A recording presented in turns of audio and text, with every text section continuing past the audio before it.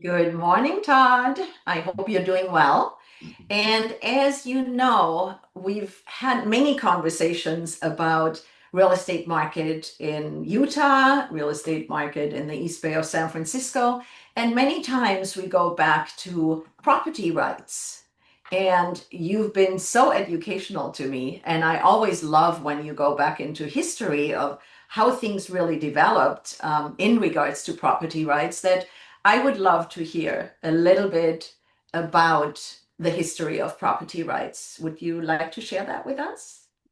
Always, always. I love talking about property rights and the history of property rights. Absolutely.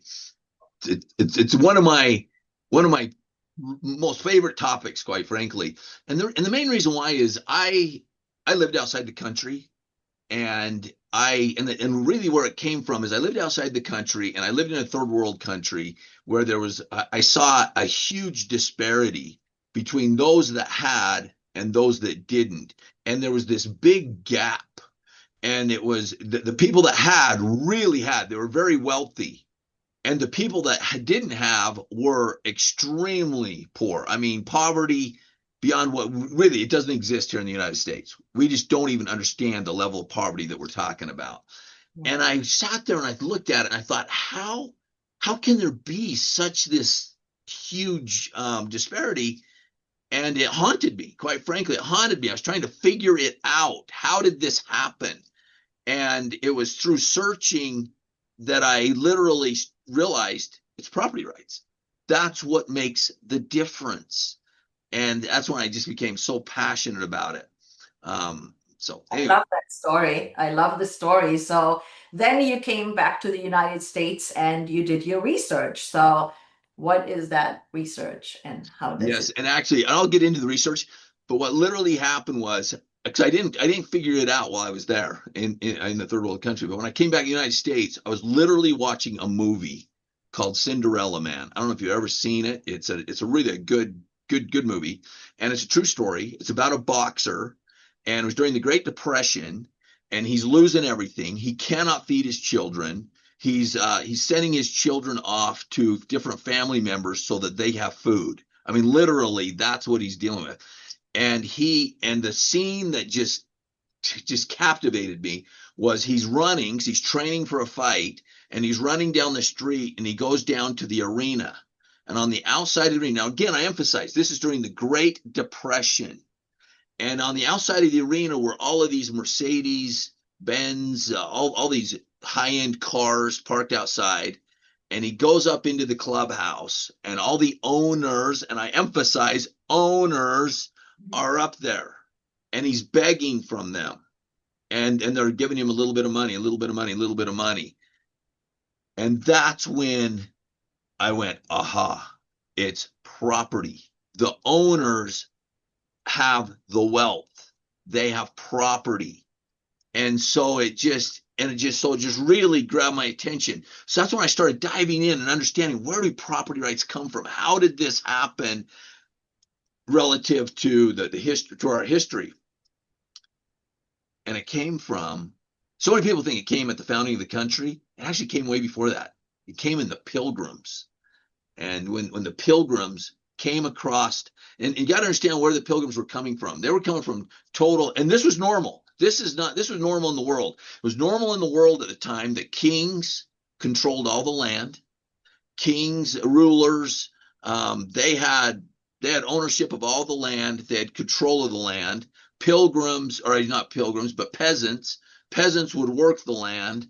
Royalty controlled the land. And the Pilgrims, they were under oppression, religious oppression. And they make a long story short, they came across the ocean and landed at Plymouth Rock. And when they landed, they did a pact before they ever stepped onto the ground. They did a pact on, and you got to understand, this is like freezing cold. It was open bow ship, which it just blows my mind to think of them coming across the ocean and everything else. Freezing cold. And they had a pact that they would share everything. There would be, whatever anyone had, everyone had. It was all united. Love that. Love to hear all the details. So then next. Yes. So then they stepped on the land and they started trying to create this unity. And again, everything would go, anything that was produced would go central. So really, it was really what we'd call it today is communism, is because they brought it all together. All of the assets, all of the means of production were brought together, and it was then dispersed. So it's dispersed evenly. So no matter what you did, no matter what your role in the community was, you got the same outcome. So again, the focus was outcome based and not opportunity based, but outcome based. And so they split it all up evenly and so forth. And what happened was within a year, 50% of them were dead. They starved to death. That's literally what happened. And William Bradford was the governor. He was the one that was over all of this. And he came up with an idea. And again, I am way paraphrasing. We're taking down all this history and just condensing it. But he came up with an idea because it wasn't working. Whatever they were doing was not working. And quite frankly, if you look at history, if you go through all of history, it never has worked. It never, I don't think it ever will work. It doesn't work. And it's because of human nature, the way humans are. And I mean, stop and think about it. If you get the same amount, whether you work or not, whether you produce or not, all of a sudden you don't learn from failure. You don't learn from you're not rewarded for working through challenges. You get the same. No matter what you do, you get the same. And so it makes it so that it's not the easiest way to produce. It's not the best way to produce. So William Bradford did is he took the land then, and I emphasize the land, and he split it up. He divided up into lots, and every family received property. And whatever they produced on that property, that's what they were going to live on. Live or die is what they produced on that property. And that's where property rights started, is having that they could produce. So if they wanted to produce, if they want to put wheat or barley, or if they want to raise cattle, whatever they wanted to do, whatever they chose to do, so economic freedom or production freedom, I guess you'd put it, they can choose whatever you want to do. This is for you to do with it. And they did. And what happened was the yield coming off of those properties was so high, the production was so high, that now it led to the next level of property rights and development. And that was, I've got all the, like, for example, if I was producing wheat, I've got so much wheat that I've got more wheat than my family can consume. So now I would really like to have, maybe I want some beef, something to eat, some meat. So I'm going to trade with the guy that's raising beef. All right. So all of a sudden trade started coming in, and all of a sudden entrepreneurial things started coming in where people started businesses to take care of all the different aspects of life.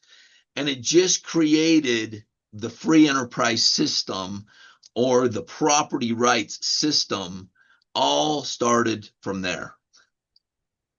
So comparing property rights back then, which was, a wonderful way to establish a new lifestyle, to property rights today, I think you have opinions on how property rights are treated today and how you wish they were treated. We talked about that in the past, that what is really the goal in property rights and how should it look like? Yes. Property rights today, well, really today, we don't have property rights the same. We just don't. There's Big Brother is stepping in and wants to control and wants to have dominion over what we do, how we do it, all those kinds of things. And that's, from my standpoint of view, that's approaching tyranny. That's where they're having too much control in what we do and what we're able to do with the land, with our property, with what we, because I really think I am such a believer in the human spirit.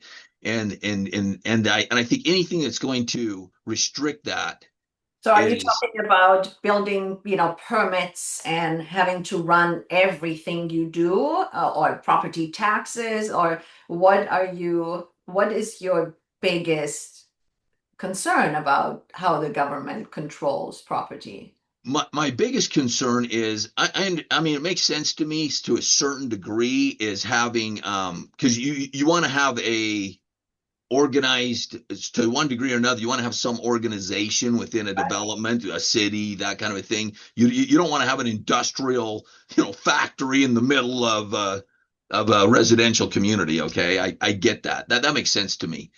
But the property taxes, I think, are just really nobody right now. Nobody ever really owns their property. They have to pay property tax no matter what. And so I think property taxes are just wrong. That should not happen.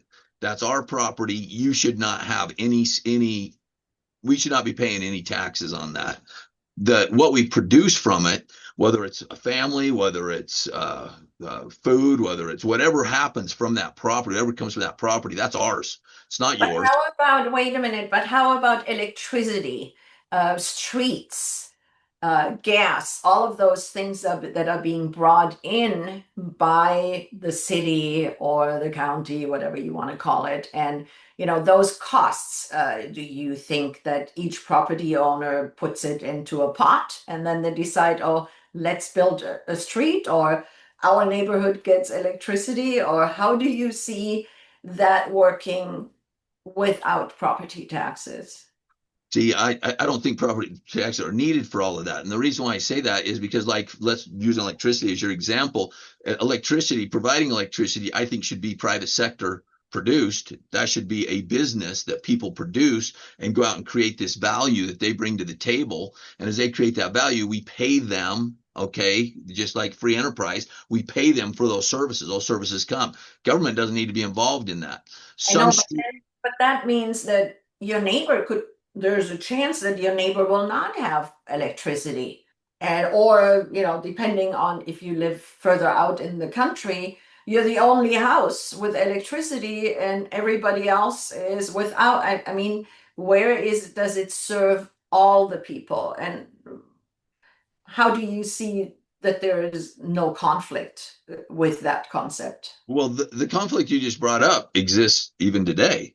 Meaning, if you're way out in the country, many times sometimes you don't have electricity because of exactly what you're talking about, the distribution of reaching them. Or if they have electricity, it's done by a generator or it's done by other means other than public service.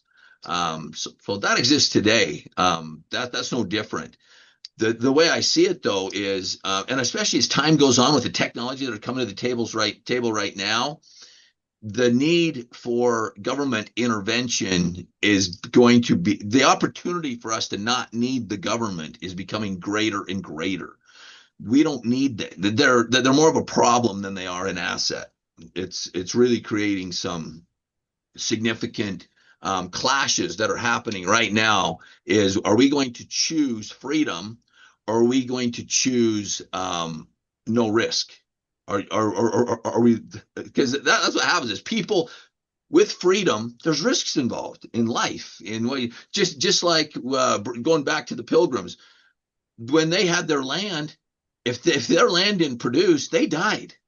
I mean, that's all there's to it. They died. And if they didn't have the food produced off the land, then, or if they didn't have a means of getting the food and everything else they needed, then they died. And so there's risks involved, but there's this freedom. And there's an idiot to genius is one of my podcasts. And the thing that we have as a mantra with idiot to genius is the unlimited, the individual right to fail unleashes the unlimited potential to succeed. And again, I'll say that again.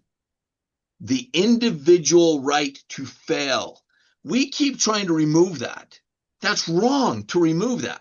We have a right to fail. And that right to fail unleashes the unlimited potential to succeed. And in summary, it's called freedom. I think we should stop for today because we are going into a different sector, but it was so informative, and I do love all your historic background on things, and we need to do that more often. So Sounds, it's always so great to meet with you. I really do enjoy it. It's such an experience. And one day I want to talk to you about your experiences in Germany. That's a whole different discussion that we need to get into. well, don't forget, I mean, I was 25 when I left, and I was not even thinking about stuff like that. It's very socialist. Most people I knew were renting because that's what people do. Most people in Germany do rent, and it's becoming, I mean, over the years, it's become more and more trendy, and it makes sense for people to own homes. And I love what I see when I go to Germany, how my friends and family, now have houses. But, oftentimes there are people that they have beautiful homes that they are renting. And that's another subject because I do have thoughts about renting versus buying. And Right. not Germany, but also here and what it could mean for the future. Yes. Love Anyways. the discussions, love the different perspectives. It's always great to be able to have a open conversation with somebody that views the world completely different than I do. I thoroughly enjoy it. Thank you so much for the opportunity. Okay, great. Have a wonderful day. You too. Take care.